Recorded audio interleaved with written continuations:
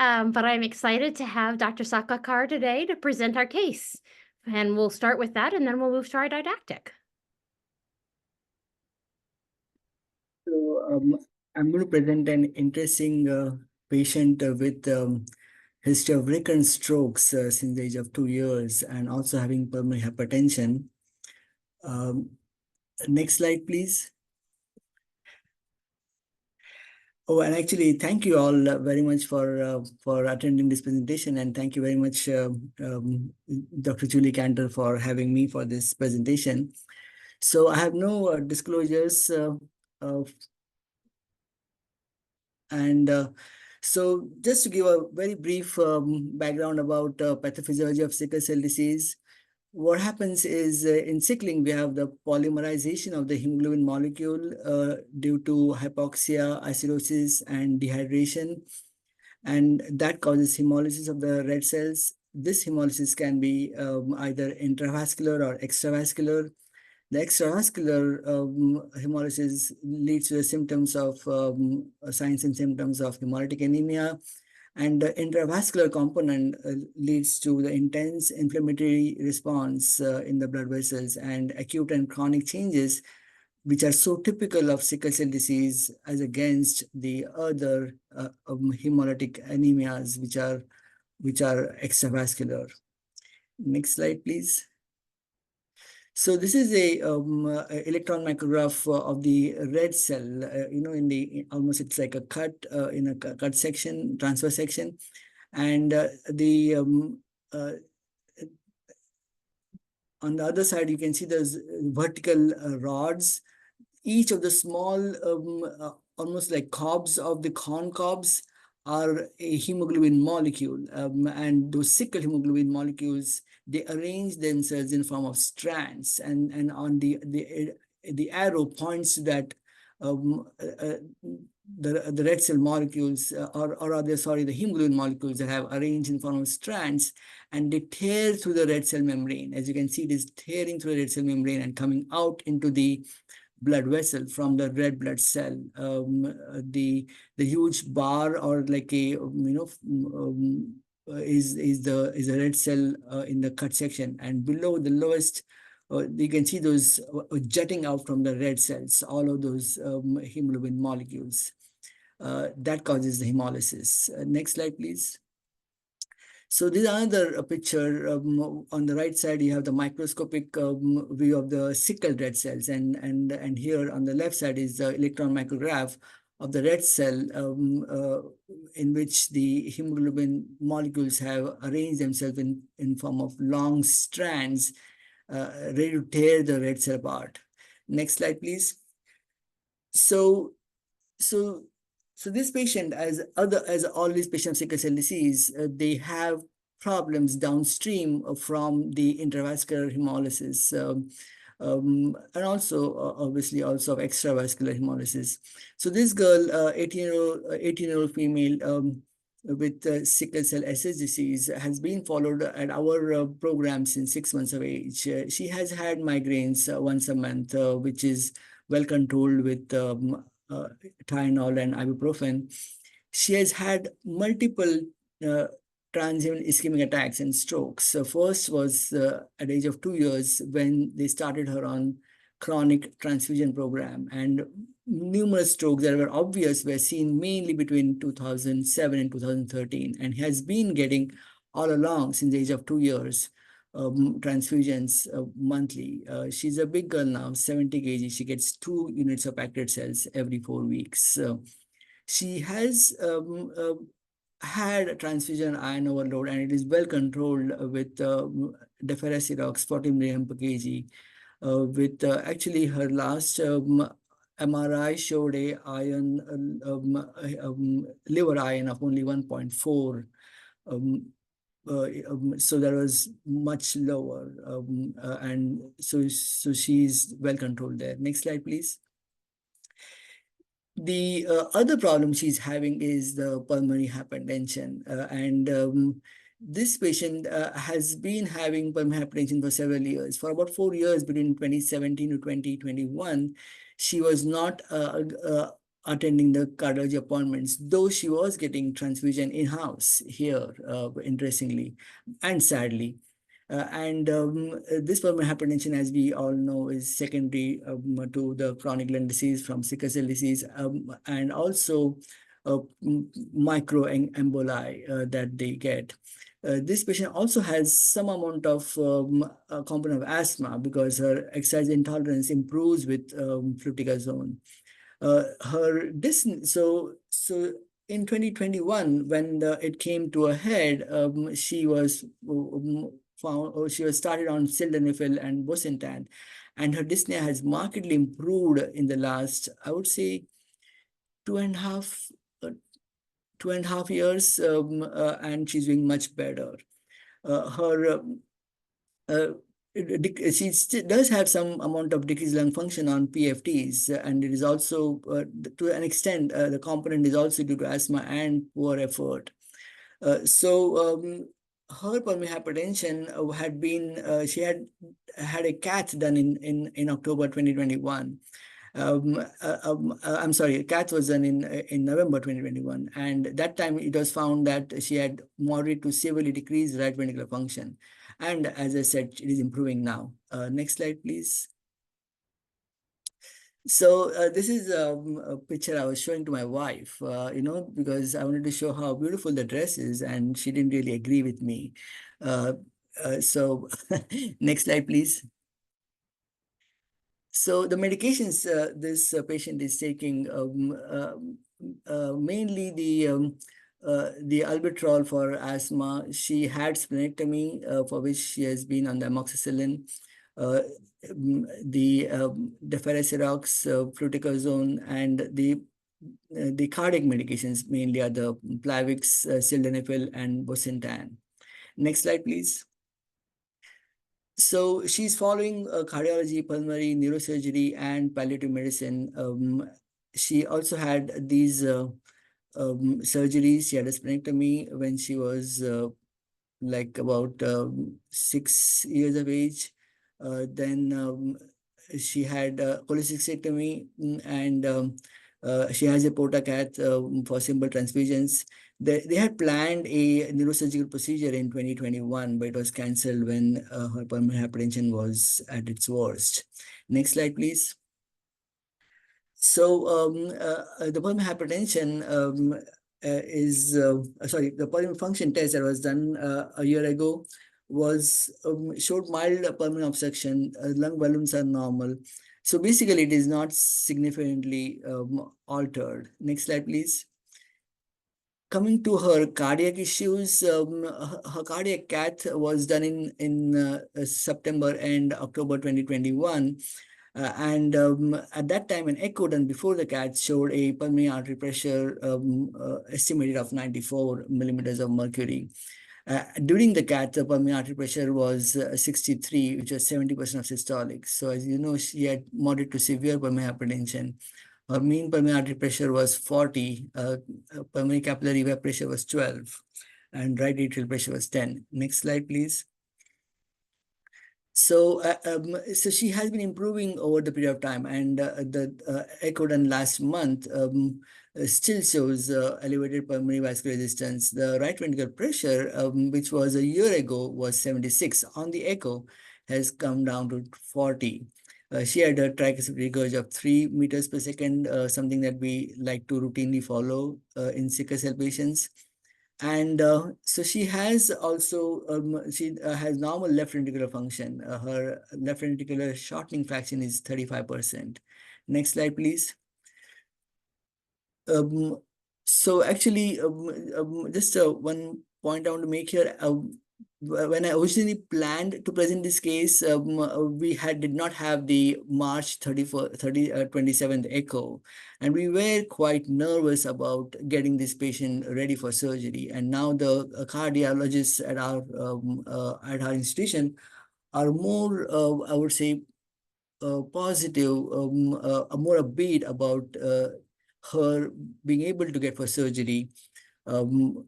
Related to her brain issues. And she has on MRI of the brain, which was done a year ago, showed evidence of multiple O infarcts and gliosis.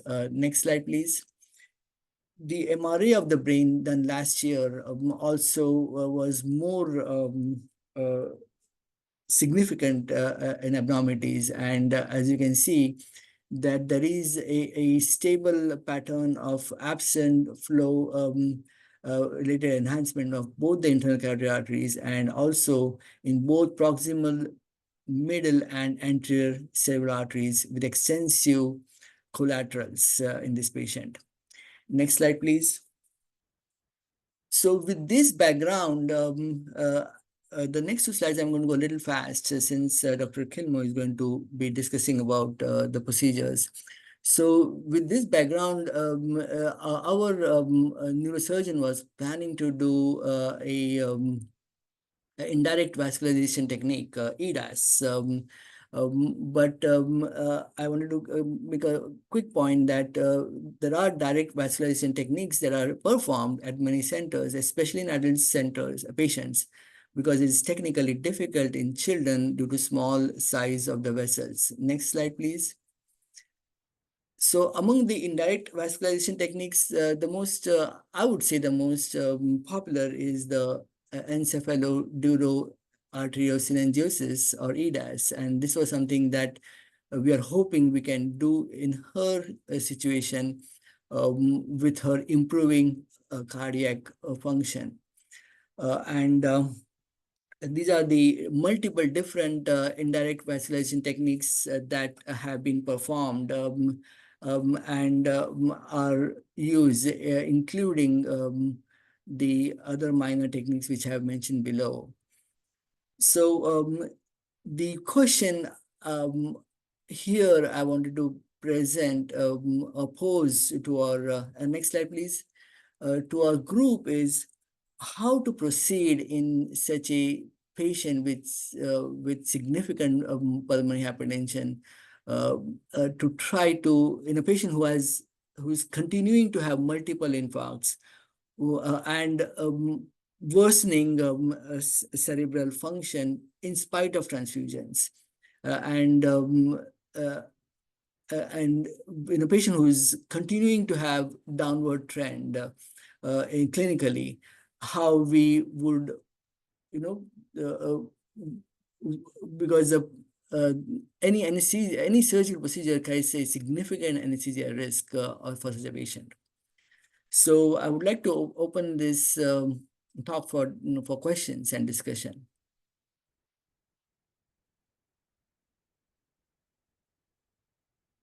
So I apologize because I had to step out for a second to run away, but I'm back now. And I wanted to know if I didn't know, and you may have already said this, so I apologize, if you had looked for whether he had a matched sibling So or full no, sibling that could match. yeah. So the thing is, well, no, we don't have in her situation a full match. We don't have actually sorry, we don't have a full sibling at all. So sorry, that's I meant by full sibling, not full match. Yeah.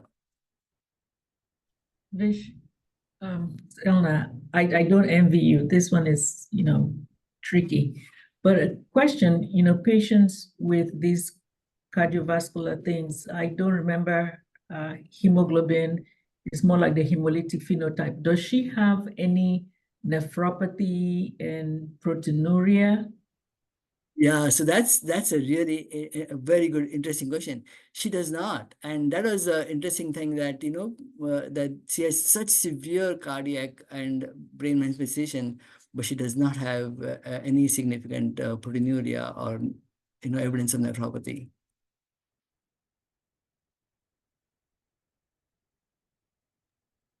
No significant microalbuminuria too. Yeah.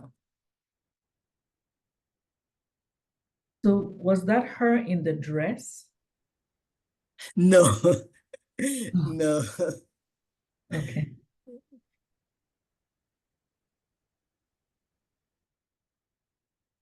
Other questions or thoughts?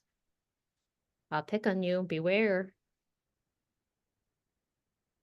So when she was sicker, and I joined last year, and the moment I came here, I'm like, we need to try our very best to get her ready for surgery. And that's when I had a discussion. I met the cardiologist and had discussions with them.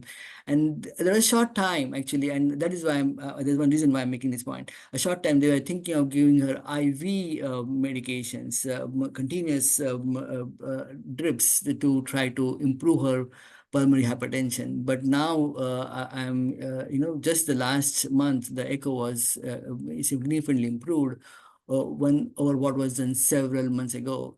So we are hopeful that we may be able to get her to do some, neurosurgery technique, which some of which will be discussed later now today, and that might help her slow down the relentless worsening neurological status in her case. So I But will then say, the cardiac status is bad anyway. It's a sad thing too. Does she have bilateral disease or unilateral? I'm sorry, this is Paul Klimo. So her left intracranial circulation is worse, but she has bilateral disease. Yes. And she's symptomatic from her left hemisphere? So we haven't really done a detailed neuro psych evaluation on her. And that is something that we need to work on in our institution in general. In any case, we have a new physician come in that status, and she's overwhelmed with what we have. But she has significant neuropsych deficits. That is obvious from her, from interaction with her. so one thing, oh, sorry, go on. I'm sorry, I may have missed it. Did you show any of her MRIs or angiograms? No, I'm sorry. I did not put them. I should have. I didn't know at the time of my making the slides earlier that you would be here. It would have been so good if I had them ready. I'm so sorry. No worries, no worries. So it looks like certainly her echoes improved. One thing we've seen with our very severe pulmonary hypertension patients who are even more severe than this is that you really have to keep their percent S low. I mean, they can't get to 30% and they will start having they'll get real hypoxic and sick. And with that, you can actually significantly improve their heart function as well. And we have like one or two who are too far gone. We just have to keep them that low. But we have a couple who their cardiac dysfunction reverses. And so I think you have that opportunity by really, doing really solid exchanges on her and keeping her low, that I think you'd be safe to proceed with other options. Yeah, thank you, Dr. Khanwat. That's a very good point too. So her hemoglobin S has always been below 30%, about between 25 to 30%. And as you mentioned very, very well, that we should try to get it as low as possible. But unfortunately, she stays about 4 hours away from us. And the mom just can't. In fact, the mom doesn't come bring her. It's her grandfather, who's, I can imagine, very old. He brings her every time, and he just can't make it every 3 weeks. We wanted her to get, more often because of her cardiac dysfunction. We can't. I mean, she's getting 2 units every time. So that's and as we all appreciate that, in spite of this, she's having worsening of cerebral function. So yes, she definitely needs aggressive, transfusions. But you're doing simple transfusions instead of apheresis? Yeah, historically she has always been on apheresis. Yes, I'm sorry, simple transfusions. I'm So sorry. I would definitely switch her to apheresis because you'll be able to get her, because then you can get her down below 10% each time she comes in. That'll allow her to stay lower. And I do think that actually will potentially help her brain, but certainly help her heart. But Julie, she'll need to go under anesthesia to get a apheresis port. So what about just doing the simple old-fashioned manual exchange, manual phlebotomy and transfusion, until we can get her under anesthesia? So I just was looking at the slides that you sent, and I mean, her echo isn't so bad that she can't have anesthesia. Yes, correct. She's much better now. You know, a year ago when I met the cardiologist, she had told me there is no way you can take her for surgery. She's going to die on the table. She'll go on ECMO and she would never return. That was the discussion a year ago, and I was feeling so bad that I would be giving this patient over to the adult team without having quote unquote fixed her as much as possible. But now we are at a point where, hey, we can. So you're right, Dr. Cantor. She's in a much better state. And recently when I discussed with them, they are quite, positive that she still obviously would need cardiac anesthesia, but she's in a much better state. Yes. Yeah, and I mean, a port is less than an hour. It's not a lung procedure. And these days you can do single Yes. needle procedures, so you could do one port.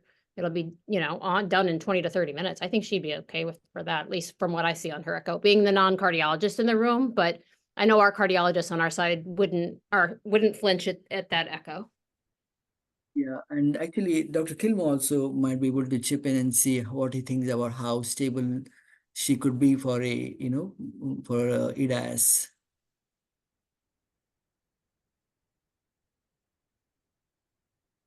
So I thought I was going to be giving an hour talk.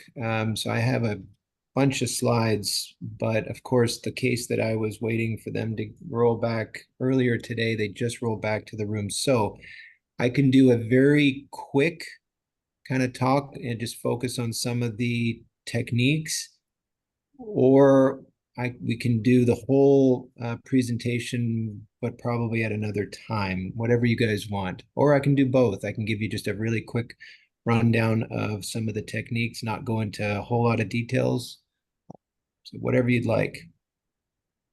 Well, I think first, Dr. Sakhalkar was asking if you thought that she would be an okay candidate, this patient would be an okay candidate for EDAS at this point with her current echo findings. Yeah, I think so. I mean, if cardiology feels like she can tolerate general anesthesia, yeah, absolutely. Thank you very much, guys. Thank you very, very much for everybody's input. I'm going to let Dr. Kilmo and Dr. Cantor take over from there. Thanks a lot. So Dr. Klimo, we had planned on a 30-minute didactic, but I don't want you to be stressed at all. And if you have a patient that needs you, we can all wait. We can't wait to hear about all the procedures, but we know your patient comes first. Can you give me, if I can just run over to the other room and just check on them, and then I can report back. Just give me a few minutes. Like if they're ready to go, then we'll probably have to reschedule this. But if I have some time, then I can come back and give you a shortened version of the talk. Let's just have you come back. I really don't want to put you in that position. So let's just have you come back, and we'll let everybody have 30 minutes back to their day. It's Passover, so that's a good time for that. And we will definitely have you come back because we would love to hear it. Okay, well, yeah, I got a ton of slides, cool pictures, videos, all that good stuff. Awesome. Well, we will definitely have you come back, and thank you, Dr. Sakhalkar, for presenting today. Thank you. Thank you very much, everybody. All right, thank you And guys. Sorry. CME is no worries. I hope your patient's okay. Thanks all. Thanks so much.